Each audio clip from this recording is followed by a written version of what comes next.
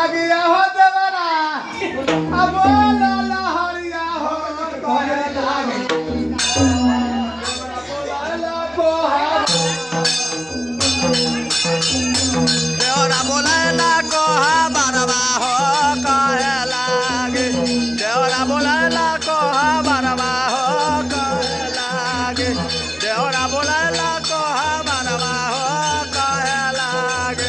देवरा बोलायला कोहा बारवा हो कहे लागे देवरा बोलायला कोहा बारवा हो कहे लागे देवरा बोलायला कोहा बारवा हो कहे लागे